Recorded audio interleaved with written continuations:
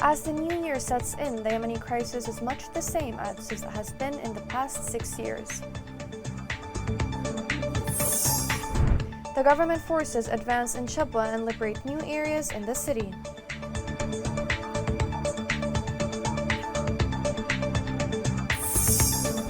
Houthi control on Hodeida's ports threatens the safety of the Red Sea.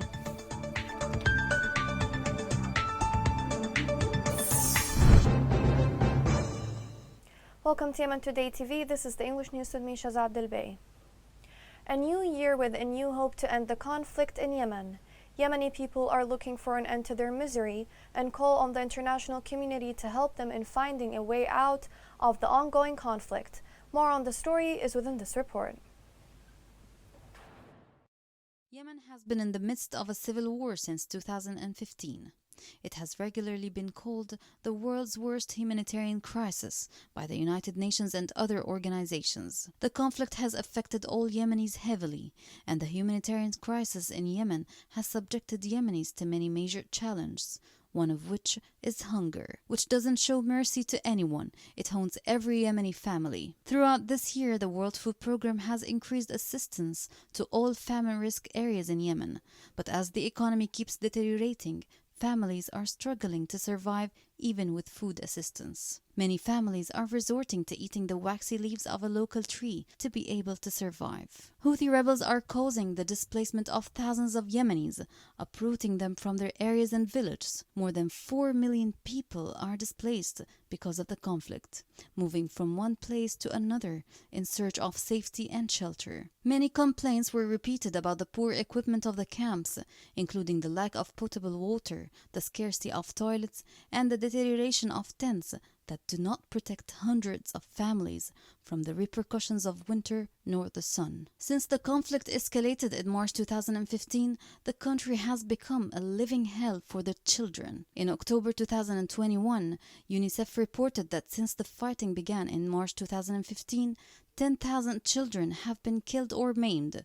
This is the equivalent of 4 children every day, while more than 11 million children are in need of humanitarian assistance in Yemen. Children's innocence has been kidnapped from them, and instead of holding their bags or a ball to play with, they find themselves holding weapons instead and fighting their own friends and neighbors, and most of all, coming back to their families in coffins. Also, conditions for women and girls in Yemen are deteriorating as the conflict drags on. Women and girls have been left vulnerable to inhuman violence, physical and psychological abuse, and exploitation. Thousands of Yemeni women have been at the top of the lists of victims of Houthi militia fire 6 years ago. One Yemeni woman dies every 2 hours during childbirth, from causes that are almost entirely preventable. This is how 2021 looked for all Yemenis. Will there be any chance that Yemen can have a brighter future and hope in the new year? 4 civilians were killed in a missile attack by the Iranian-backed terrorist Houthi militia in Shabwa, southeast of Yemen. Local sources said the militia targeted with a missile Al-Rudi fuel station south of Osailan district. In this context, Shabwa governor called on the international community to take urgent action to stop the Houthi crimes against civilians. More on the story is within this report. Backed by air cover from the coalition, government forces pushed deeper into Houthi-controlled by Han and Osailan districts in Shabwa, expelling militia fighters from wide areas and taking control of a strategic route that connected the two districts. The joint forces announced the success of their first phase of operation to liberate Shabwa amid a state of collapse among the Houthis. The Southern Giant Brigades, allied with the joint forces, managed to purify the center of Osailan district, and the forces are still advancing to completely liberate the districts of Shabwa. The Giant Brigades fought fierce battles against the Houthi rebels with various types of medium and heavy weapons. The Houthi militia incurred heavy losses in equipment and lives. Dozens of their members were killed and hundreds wounded, in addition to the destruction of military vehicles of the militia. For his part, the governor of Shabwa declared a state of emergency and a curfew in Bayhan, Osailan, and Ain. The governor declared the 3 districts as military operation zones. At least 60 Houthis were killed in the fighting, and government troops are pressing ahead with their attacks. The government forces have mounted attacks on Houthi in Bayhan, Usaylan and Ain since September, when the Houthi seized control of 3 districts and pushed into government-controlled areas in the neighboring Ma'rib province. In addition, government forces advanced to cut off key supply routes to the Houthis south of Ma'rib, thereby alleviating the militia's pressure on the central city of Ma'rib. There in Ma'rib, heavy fighting between the government forces and the militia west and south of Ma'rib took place. There in Ma'rib, heavy fighting between government forces and the militia west and south of Ma'rib took place amid intensifying airstrikes by the coalition. The heaviest battles occurred in Al-Amud and Abu Rish, where government forces repelled Houthi attacks. Less intensive fighting broke out in Al-Majgah and Al-Qassara. The Houthi rebels were forced to retreat after failing to make any advance. Engineering teams managed to extract dozens of mines planted by the Houthi militia in Shabwa. The Yemeni Mine Observatory stated that the engineering teams removed dozens of mines planted by the Houthis in Haid bin Aqil area in the Usaylan district in Shabwa. The Yemeni government accused the Houthi militia of planting more than 1 million mines in a number of regions and governorates since its coup against the state in September 2014.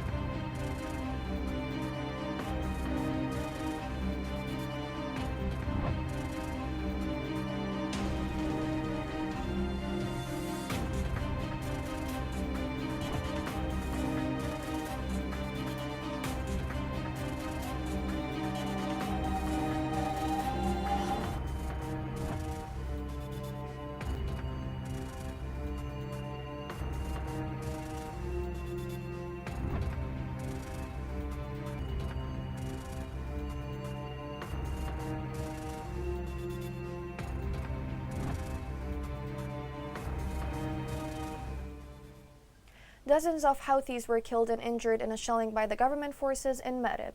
Government forces carried out artillery shelling targeting the militia positions and movements on the southern and western fronts in Ma'rib.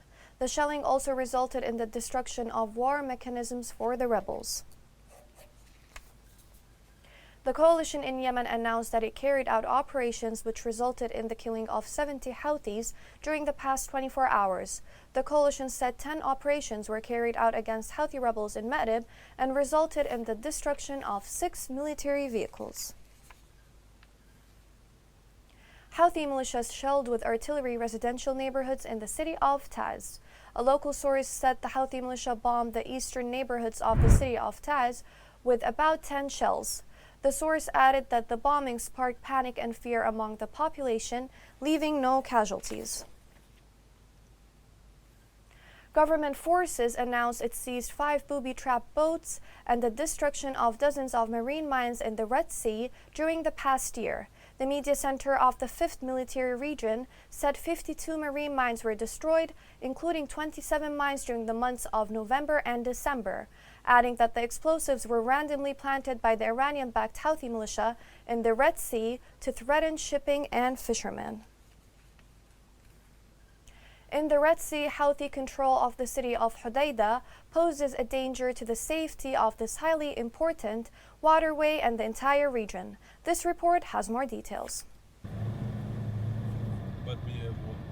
The port of Hodeidah is considered the second largest Yemeni port and the main seaport of the capital, Sana'a. Currently, it is the lifeline for more than 10 million Yemenis, as about 70% of imports come through it. The port was built by the Soviet Union in 1961. Hodeidah port is unique with a number of advantages in terms of its strategic location, proximity to international shipping lines. It has natural protection from waves and water currents, and is not exposed to the monsoon winds. Houthi rebels took control of the port late 2014. The port is the sole international gateway for Houthis, as the coalition imposes sea and air blockade since it intervened in the conflict early 2015. Houthis use the port for arms smuggling and other military operations. A Yemeni military official said that Hodeidah is the outlet to the smuggling of Iranian missiles and drones. He said that it is a site for reassembling smuggled weapons and the launching of missiles and drones towards civilian targets in Yemen and Saudi lands. Earlier, the Arab coalition released video footage of Hezbollah member confirming that the sea was the only gateway for support to the Houthis.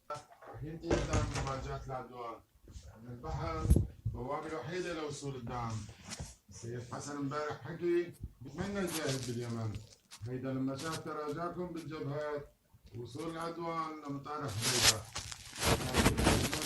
كان قبل العدوان هيدا الخلافات اللي حصلت بينكم لما وصلت الأمم المتحدة للهدنة اللي صارت كانت الحديدة صارت من ايدنا. Military analysts believe that the evidence presented by the Saudi-led coalition on the use of Port of Hodeidah for the smuggling of weapons has left the seaport at risk of losing its civilian immunity, the way the Sana'a airport did. This would completely cut off any smuggling through the port. They indicated that the immunity of Sana'a airport, which was used for military operations, was lifted, and this may be repeated with the Port of Hodeidah. A Saudi military analyst predicted that the coming period would witness a joint naval operation between Yemeni forces with the support of the Arab coalition to liberate the Port of Hodeidah. Houthis' continuous use of civilian sites for military purposes, especially Port of Hodeidah and Sana'a airport, would affect more than 10 million Yemenis who depend on aid that come through these ports. With this, the Port of Hodeidah is believed to lose its immunity like Sana'a airport, especially with intelligence information revealed by the coalition, forcing the United Nations to lift the immunity. Masam project removed more than 300,000 mines planted by the Houthi militia in the country since the beginning of the project operation in Yemen. In a statement, the project indicated that the engineering teams removed 2,440 mines last week, bringing the number of mines removed in December to more than 10,000 mines. Miyun Human Rights Organization condemned the continued detention of humanitarian workers by the Houthi militia since last November. The Human Rights Organization expressed concern about the situation of the United Nations workers who are still in detention in Sana'a with no contact with them. Coming next. In Hodeidah, insupportable living conditions caused teachers to protest over unpaid salaries.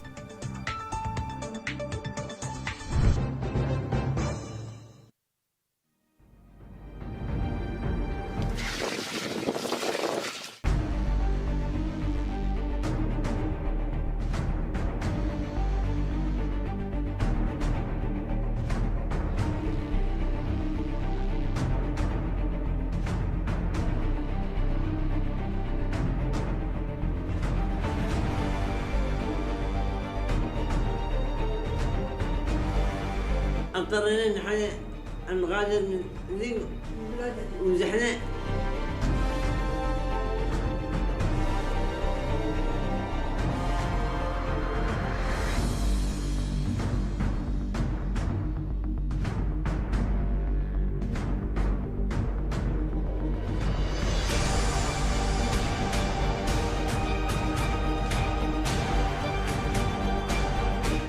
الله يستنقذكم يا محويتني الله يستنقذ.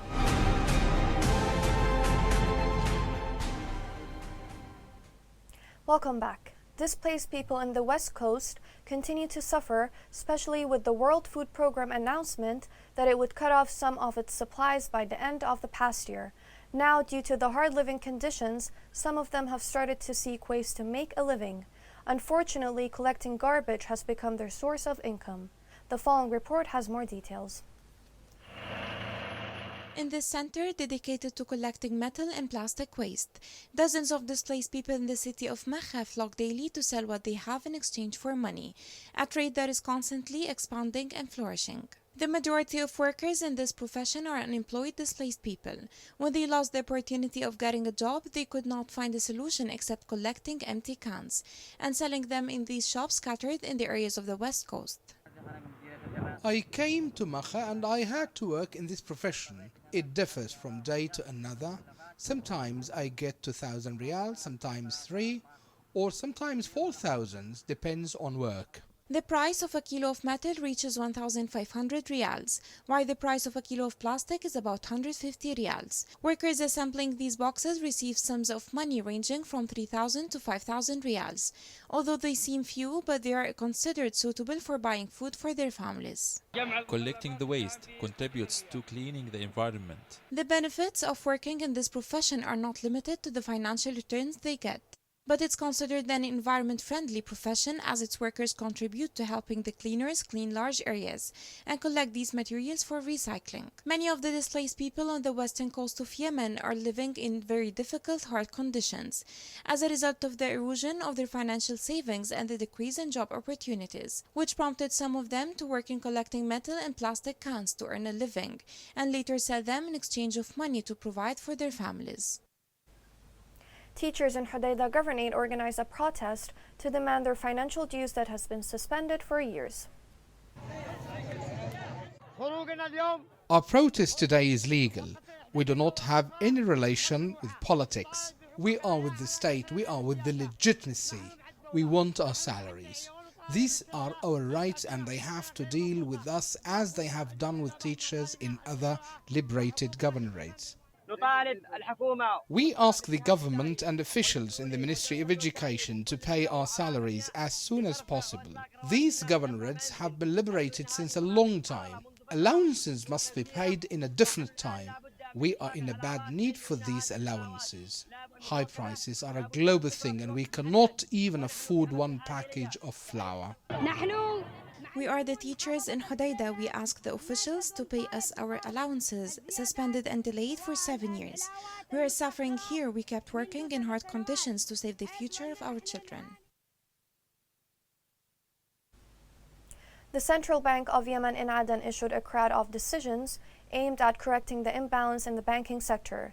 The bank's controlling sector directed all exchange companies and facilities to freeze the accounts of unlicensed agents. It also warned against opening any new branches of exchange companies before having its written approval and after submitting the fees of registration. The National Committee Against Coronavirus recorded 2 cases of the pandemic in Taz. Also, committee officials said 3 recovered cases were recorded and no deaths. With the current updates, the total confirmed cases are 10,130, including 1,984 deaths and 7,027 cases of recovery. Here's a reminder of the main headlines. As the new year sets in, the Yemeni crisis is much the same as it has been in the past 6 years. The government forces advance in Shabwa and liberate new areas in the city.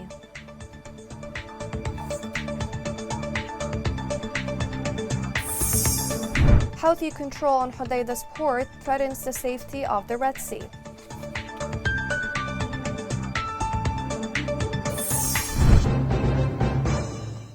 This is the end of the news. For more, join us on Facebook, Twitter, and YouTube at Yemen Today English. Thank you for watching.